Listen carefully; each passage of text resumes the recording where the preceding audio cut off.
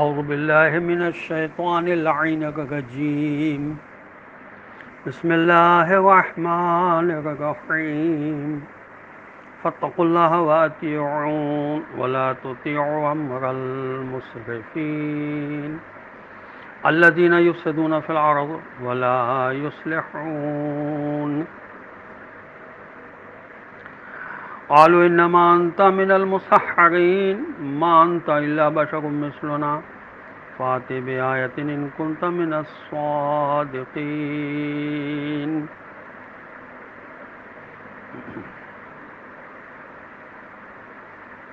قال هذه ناقۃ لها شرب ولکم شرب یوم معلوم فلا تمسوها بسوء فیاخذکم عذاب یوم عظیم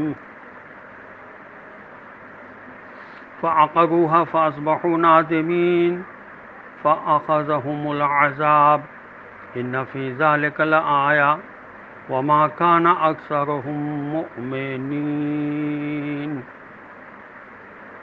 وان ربک لهو العزیز الرحیم اللهم صل على محمد وآل محمد وعجل فرجهم سلام علیکم ورحمۃ اللہ وبرکاتہ۔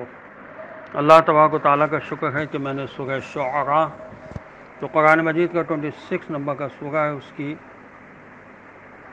9 آیات کی تلاوت کا شرف حاصل کیا، جن کے نشانات ہیں 150 سے لے کر 158 تک۔ 150 آیت کا ترجمہ یہ ہے کہ پس اللہ سے ڈرو اور میری اطاعت کرو۔ 151 کا ترجمہ یہ ہے اور حد سے تجاوز کرنے والوں کے حکم کی اطاعت نہ کرو۔ آیت نمبر 152 کا ترجمہ یہ ہے کہ جو زمین میں فساد پھیلاتے ہیں اور اصلاح نہیں کرتے۔ اللہ تبارک و تعالیٰ ان آیت میں ارشاد فرما رہا ہے کہ جب تمہیں اس عیش و آرام کی حالت میں نہیں رکھا جائے گا اور ایک دن تمہیں یہ باغات و اشجار چھوڑ کر جانا ہے تو اس کا ایک حل پیش کرتا ہوں کہ میری اطاعت کرو اور اسراف پسند لوگوں کی اطاعت چھوڑ دو، تو تمہیں دنیا کے باغات و چشموں سے جدائی کی حسرت نہ ہوگی، چنانچہ آخرت کی ابدی زندگی ان چیزوں سے بدرجہ بہتر ہے۔ امر المسرفین یعنی امر سے مراد خود امر کرنے والا ہے اور مسرفین سے مراد حد سے تجاوز کرنے والے ہیں۔ چنانچہ بعد کی آیت میں مسرفین کی تشریح مفسدین سے کی گئی ہے۔ آیت نمبر 153 کا ترجمہ یہ ہے کہ لوگوں نے کہا تم تو بلا شبہ سحرزدہ آدمی ہو۔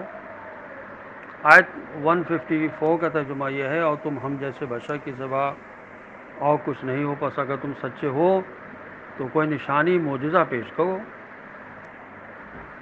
قوم صالح علیہ السلام نے اس نصیحت کا یہ جواب دیا ہے، صالح تم سحرزدہ آدمی ہو جس پر جادو کیا گیا ہو، وہ اس قسم کی باتیں کرتا ہے، جبکہ تم ہماری طرح کے ایک انسان ہی تو ہو، تمہیں اللہ نے کیسے نبی بنا دیا؟ فاتح بآیتن، پھر بھی اگر تم سچے ہو تو کوئی معجزہ پیش کرو، دیکھتے ہیں تمہارا دعویٰ کہاں تک سچائی پر مبنی ہے۔ آیت نمبر 155 کا ترجمہ یہ ہے کہ صالح علیہ السلام نے کہا کہ یہ ایک اونٹنی ہے، ایک مقررہ دن اس کے پانی پینے کی باری ہوگی اور ایک مقررہ دن تمہارے پانی پینے کی باری ہوگی۔ آیت 156 کا ترجمہ یہ ہے اور اسے بری نیت سے نہ چھونا ورنہ ایک بڑے ہولناک دن کا عذاب تمہیں گرفت میں لے لے گا۔ طلب معجزہ کے جواب میں فرمایا ھذہ ناقۃ، یہ اونٹنی ہے، اور سورۃ الاعراف میں آیت 73 میں فرمایا قد جاءتکم بینۃ من ربکم ھذہ ناقۃ اللہ، کہ تمہارے رب کی طرف سے تمہارے پاس واضح دلیل آ چکی ہے، یہ اللہ کی اونٹنی ہے جو تمہارے لیے ایک نشانی ہے۔ اس میں صراحت کے ساتھ فرمایا کہ یہ ناقہ ایک معجزہ ہے۔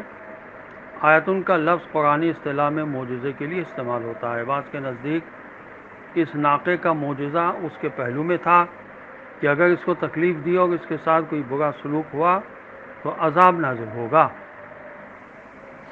بعض مفسرین معجزہ کا یہ پہلو نکالتے ہیں کہ ان کو یہ حکم ہوا تھا کہ ایک دن ناقہ پانی اور ایک دن بستی والے، یہاں پانی کی قلت تھی اور کنویں کا سارا پانی ایک اونٹنی پی جاتی تھی، یہی ان کے لیے ایک امتحان تھا۔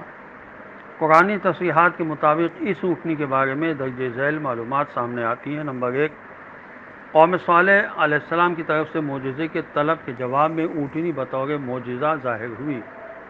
فاتح بآیۃ ھذہ ناقۃ اللہ لکم، سورہ ہود قرآن مجید کا 11 نمبر کا سورہ، اس کی آیت نمبر 64 میں ارشاد ہوا، اور اونٹنی اور بستی والے باری باری پانی پی لیتے تھے، لہا شرب و لکم شرب، یہ آیت کا ٹکڑا بتا رہا ہے۔ اس اونٹنی کو تکلیف پہنچانے کی صورت میں عذاب آئے گا، چنانچہ اس اونٹنی کی پونچھیں انہوں نے کاٹ ڈالی تو عذاب آ گیا۔ ان نکات سے یہ بات واضح ہو جاتی ہے کہ یہ ناقہ معجزانہ طور پر وجود میں آئی تھی۔ ناقہ صالح ایک ایسا معجزہ ہے جو لوگوں کے مطالبے پر دیا گیا تھا، اس لیے انکار پر عذاب آیا۔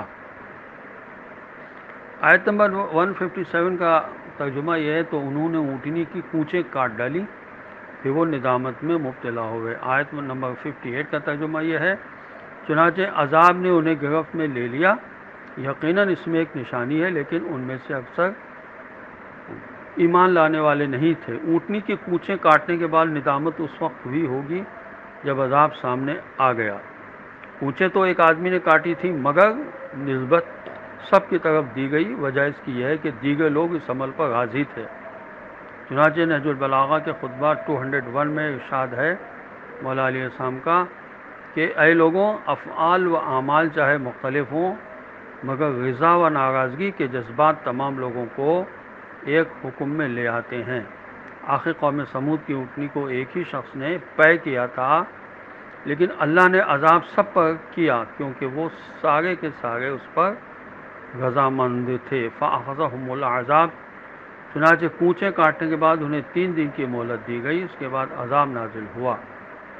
سورہ ہود قرآن مجید کا 11 نمبر کا سورہ، اس کی آیت نمبر 65 میں ارشاد الہی ہو رہا ہے، فَعَقَرُوهَا فَقَالَ تَمَتَّعُوا فِي دَارِكُمْ 3 ایام، پس انہوں نے اونٹنی کی پونچھیں کاٹ ڈالی تو صالح علیہ السلام نے کہا تم لوگ 3 دن اپنے گھروں میں بسر کرو۔ آیت نمبر 159 کا ترجمہ یہ ہے، اور بے شک آپ کا رب ہی بڑا غالب آنے والا، بڑا رحم کرنے والا ہے۔ ان لوگوں نے اللہ کی رحیمیت سے دوری اختیار کی تو قہاریت کی زد میں آ گئے۔ خدا ہمیں توفیق عطا فرمائے کہ دین اسلام کو ہم سمجھنے کی کوشش کریں اور سمجھ کر اس پر عمل کریں۔ والسلام علیکم ورحمۃ اللہ وبرکاتہ۔